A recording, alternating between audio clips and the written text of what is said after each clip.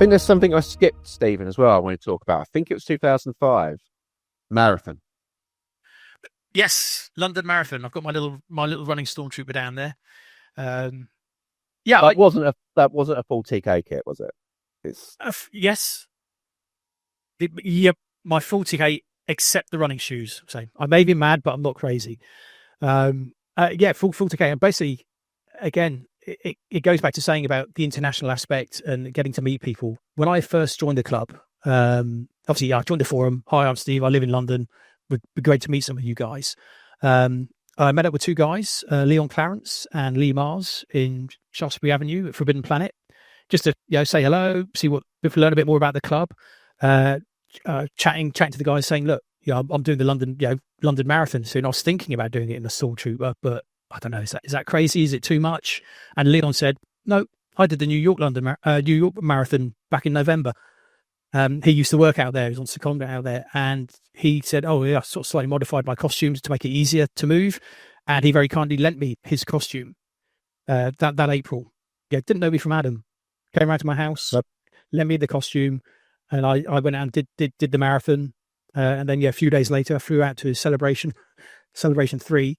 And again, because of Leon, he said, "Look, I've got a twin room. I've got a spare bed.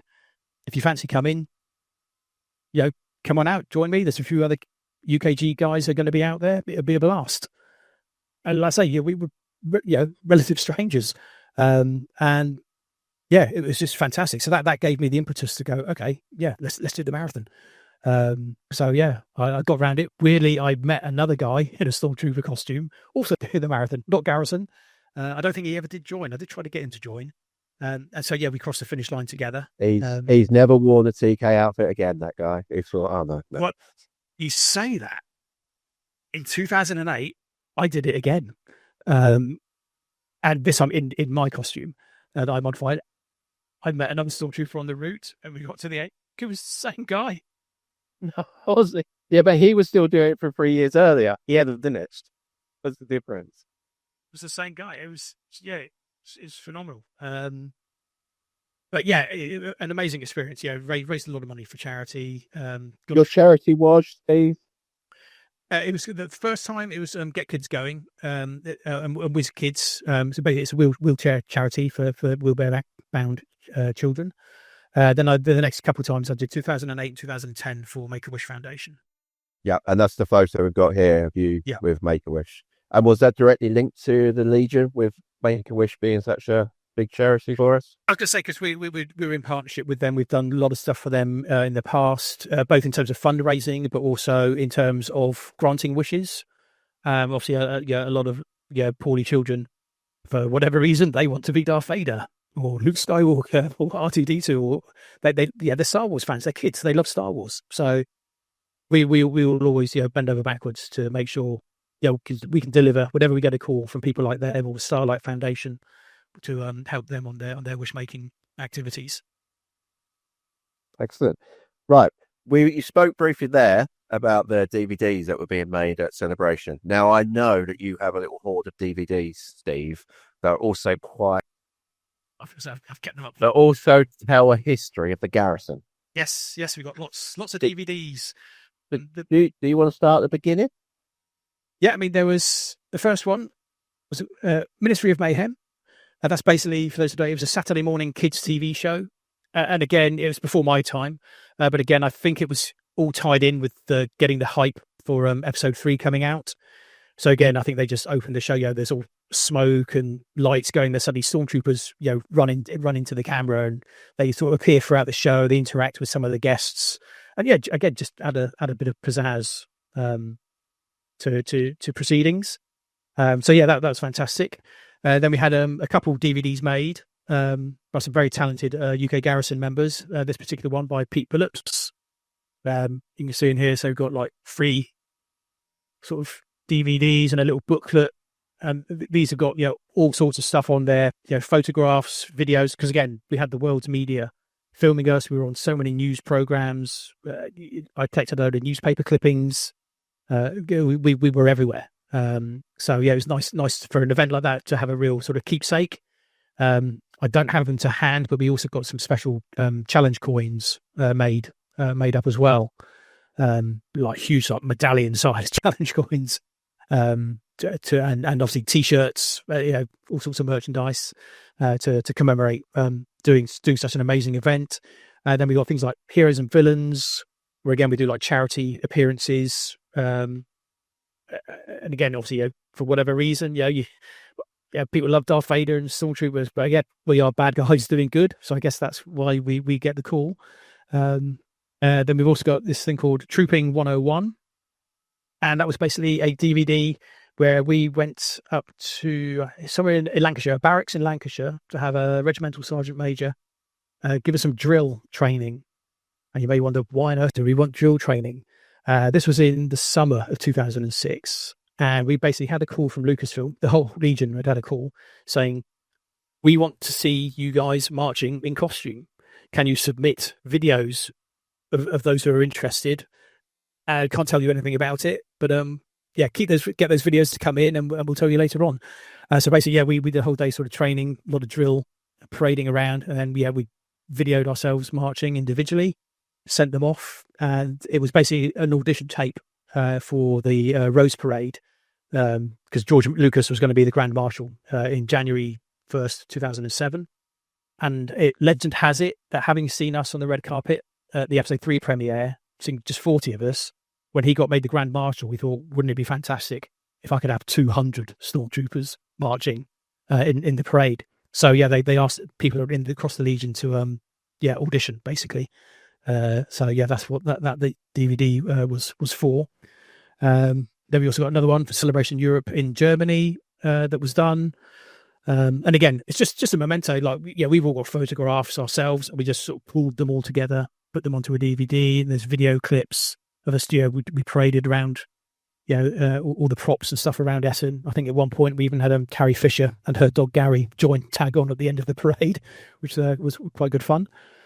So it's a shame we stopped doing that. I think it's because maybe we don't have as high profile events as we used to, or again, some of the people that have the time and the talent to maybe put together those DVDs. But they were certainly good fun when we did them at the time.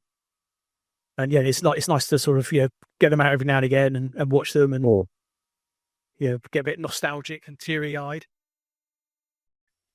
Moving on nicely from those DVDs, one of the big events I believe we've done in the early days was actually the DVD box set launch.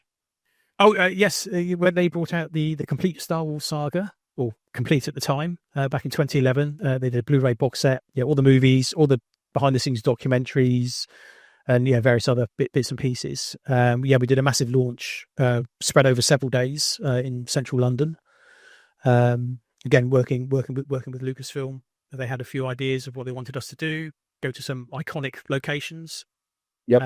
So we're just showing photos now, Steve, of you'd have to forgive me. Which London building is that lighting up with a blue lightsaber? That is the old Telecom Tower. Used to be run by British Telecom, and basically, it's an icon of the London skyline for many decades. And somebody had the amazing idea of going, that looks a lot like a lightsaber hilt. They decided to one night get it lit up as a lightsaber. So that was on the final day of our promo, and basically we had Anthony Daniels there, Warwick Davis was there, and basically we were all up in the revolving what used to be a restaurant that it revolves at the very top of the tower, and he sort of pushed the button to light it all up. So we did a lot, just press calls, photographs up at the tower, and then we also had to go and basically pretty much run through the streets of London. You may have another shot there of some stormtroopers standing with all the walking along the streets. We had to get sort of about half a mile away so that the photographer could get us sort of standing with Vader in a V shape, and then the lightsaber sort of lit up behind us. That's a fantastic shot, actually. Yeah, it's a brilliant shot that they took for that. But of course, it's London. It's pretty late at night, and we're a magnet for people who've probably had one too many beers.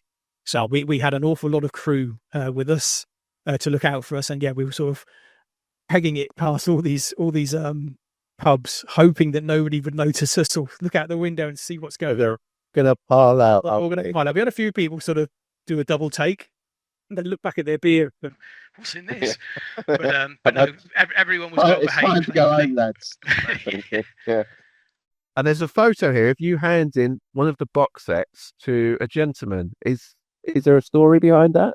Yeah, that was on the first day. We were split into teams to do various promotions. So I was in a team with Vader to basically go and visit some radio stations. I think we did Radio 1 with Chris Moyles, Radio 6 with that gentleman whose name escapes me, and basically handing out the box set. So we gave them away some lightsabers and some toys. So again, they'd go back onto their radio show and talk about what's, they've just met Darth Vader and a Stormtrooper, the DVDs coming, Blu-ray box sets coming out. And yeah, I think, RBC, Radio London, I think we met Paul Ross as well.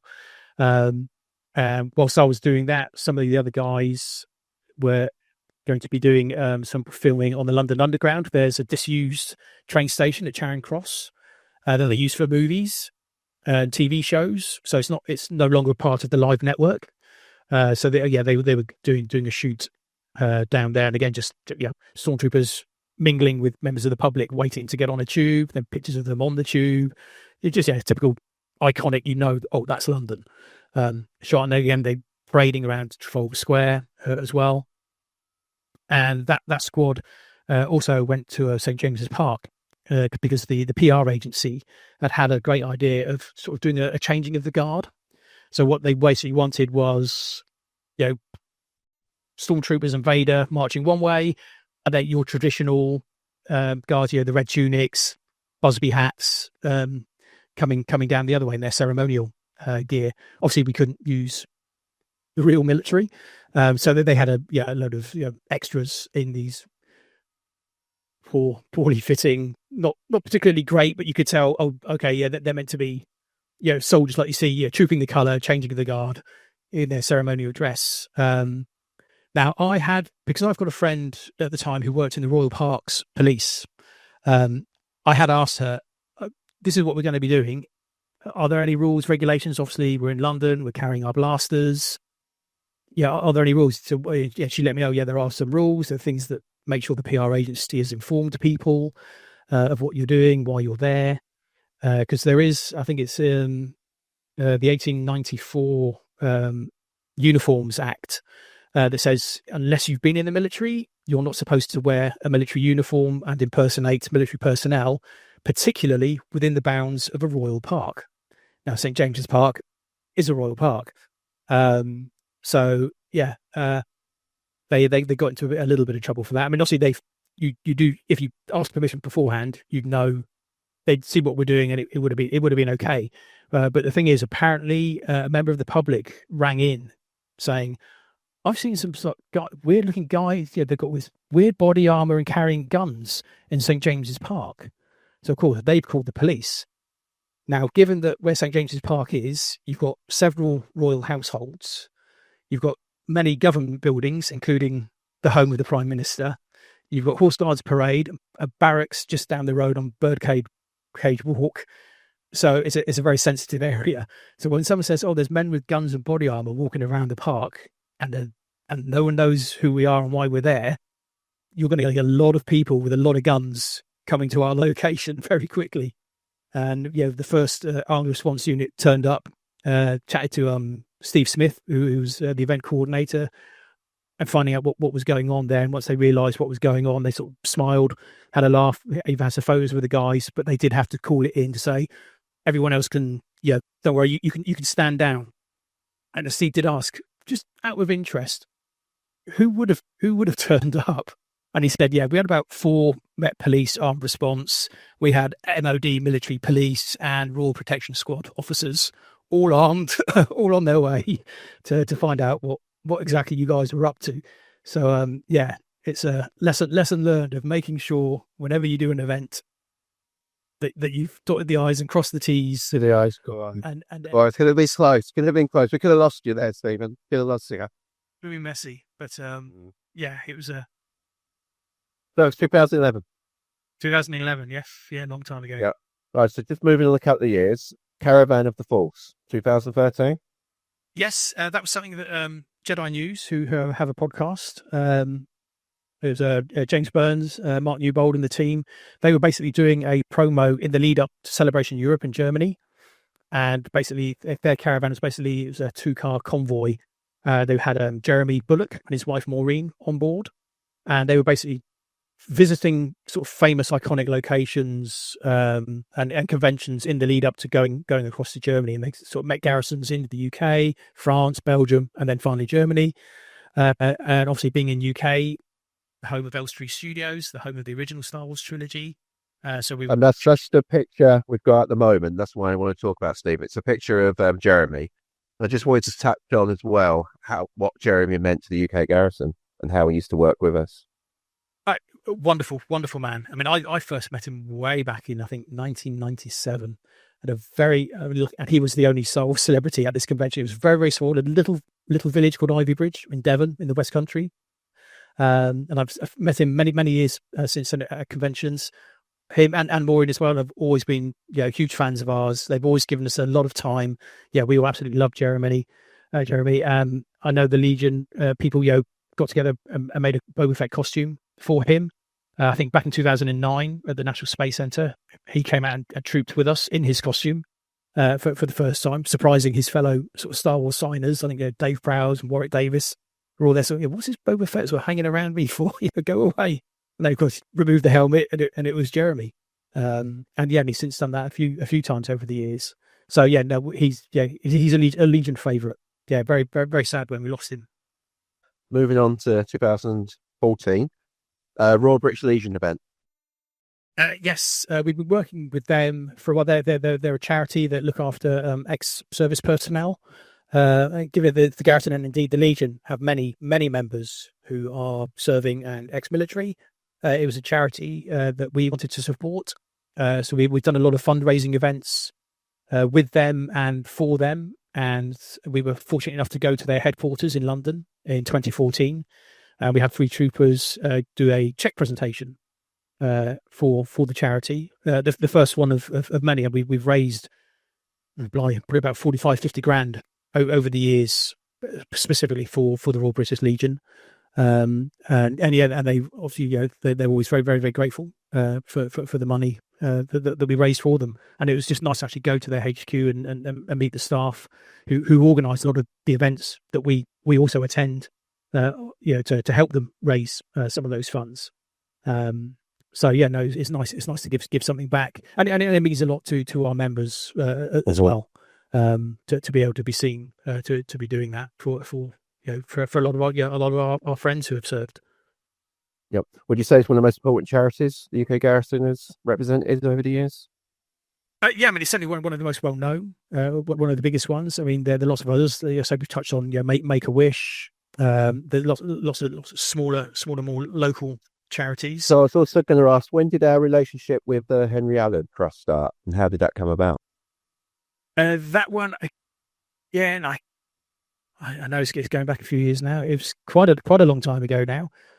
Basically, there is a documentary that was done by Speechless Films all about the UK Garrison, and it focuses a lot on the Henry Allen Trust because they interviewed Henry Allen's family. He was a young boy who was being treated for leukemia, I believe, and sadly passed. But we first met the family again doing a wish grant, and when he passed, his family asked if we'd attend the funeral.